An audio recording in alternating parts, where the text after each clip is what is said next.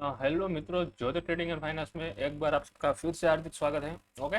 और आज है संडे और कल होगा मंडे। ओके। तो मैं फटाफट से आपको जो मेरी पोजीशन ओपन है वो भी मैं दिखा देता हूँ, और एनालिसिस भी थोड़ा करके देता हूँ कि किस तरह से मैंने ट्रेड बनाया है और क्यों बनाया है। ओके।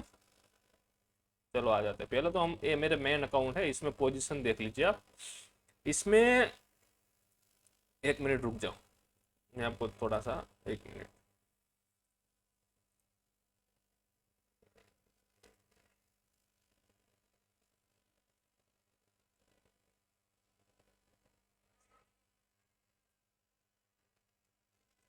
ओके, आ जाओ, वापस आ जाओ। देखो, ये जो पोजीशन मैंने बनाई थी ना, इसमें मेरे को 15,000 रुपये का प्रॉफिट मेरे को फ्राइडे के दिन ही दिखा दिया था इंट्राडे में। लेकिन मेरा रिस्क रिवॉर्ड के हिसाब से मेरे इसने प्रॉफिट बुकिंग नहीं किया, और मैं वहाँ पे बुकिंग करना भी नहीं चाहता था। ओके, जब मैं आपको टेलीग्राम पे लेके चलूँ तो देखो, मैंने यहाँ पे एक प्रडिक्शन शेयर किया था पहले।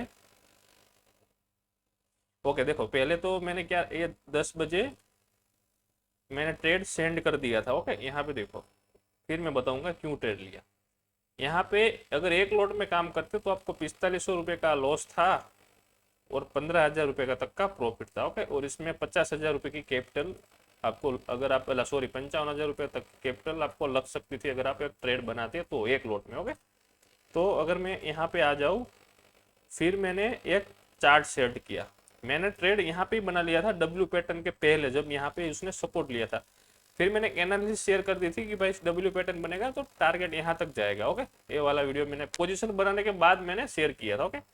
और फिर देखो, मैंने डब्ल्यू पैटर्न का ब्रेकआउट हुआ तब भी मैंने डाला था परफेक्ट डब्ल्यू पैटर्न है ऐसा लग के। ओके, टारगेट यहाँ तक भी मिल सकता है।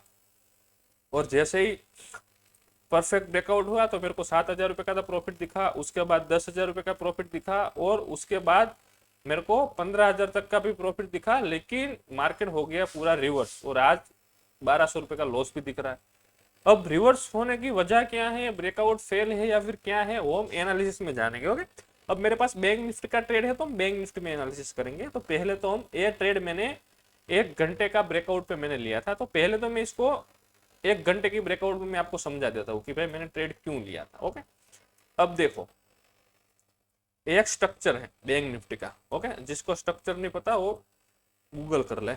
ओके, अब मैं यहाँ से यहाँ तक मैं इसको एक सपोर्ट की तरह 1 आवर में मैं यहाँ पे दिख रहा था कि भाई 1 आवर पे मार्केट यहाँ से यहाँ तक सपोर्ट ले रहा है। समझ रहे हो आप, कितने भी पीछे चले जाओ आप, मार्केट यहाँ से सपोर्ट ले रहा है 1 आवर के चार्ट में। और वो कैसे फाइंड आउट होता है, वो यहाँ से होता है। देखो, यहाँ से सपोर्ट लिया, मार्केट ऑल टाइम हाई के पास गया, यहाँ से सपोर्ट लिया, रिटेस्ट किया, यहाँ से सपोर्ट किया, थोड़ा ऊपर किया, यहाँ से सपोर्ट लिया, फिर यहाँ से यहाँ तक पिछले स्विंग लो के पास है। अब मार्केट यहाँ से सपोर्ट ले रहा था। ओके, सपोर्ट कब ले रहा था, आप अगर यहाँ यहाँ थोड़ा सा मैं आपको जूम कर दूं तो देखो, जब फ्राइडे के दिन, पिछले वाले फ्राइडे के दिन यहाँ से गैप डाउन हुआ, और यहाँ से वो सपोर्ट ले रहा था। एक कैंडल, दो कैंडल, तीन कैंडल, और चौथी कैंडल, ये ब्रेकआउट की कैंडल है, मैंने यहाँ पे ट्रेड बनाया था। समझ रहे हो। और ये यहाँ पे जाके 44,600 के आसपास वो हुआ फेल, तो तुरंत नीचे आ गया। ओके।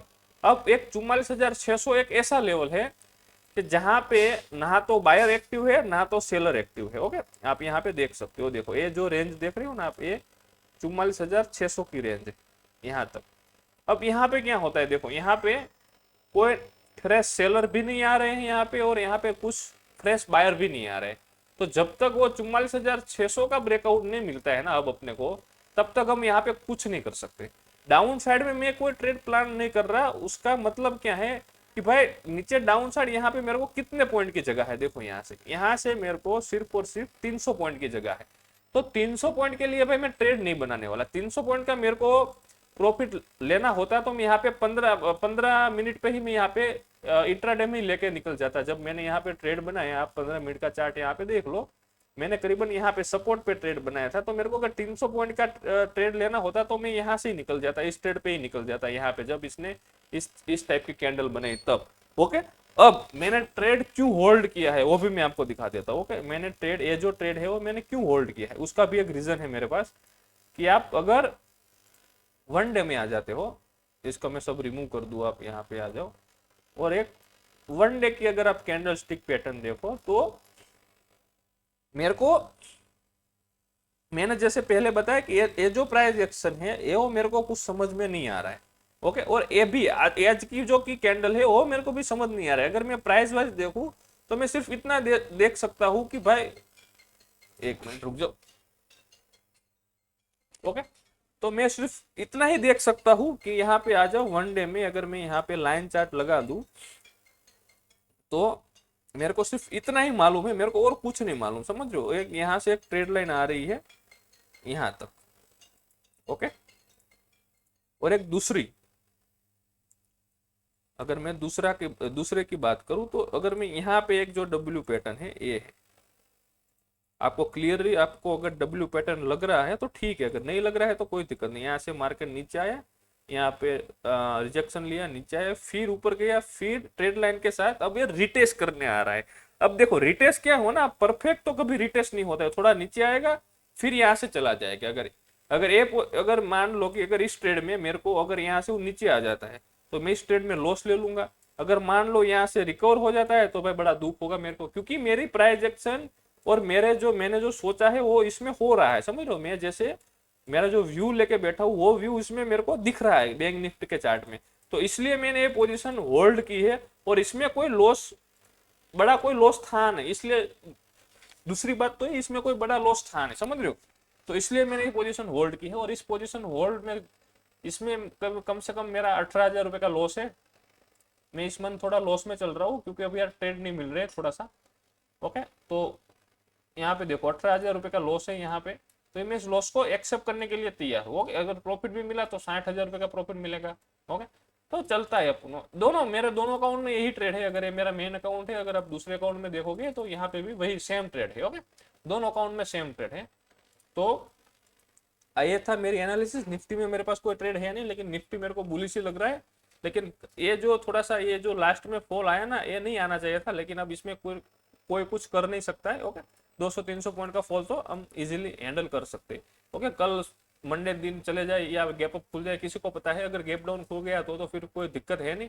अगर गैप अप खुल गया तो इसमें मैं थोड़ा सा प्रॉफिट बुक करूंगा, नहीं प्रॉफिट में बुक नहीं करूंगा, मैं इसको एक्सपायरी तक होल्ड करूंगा।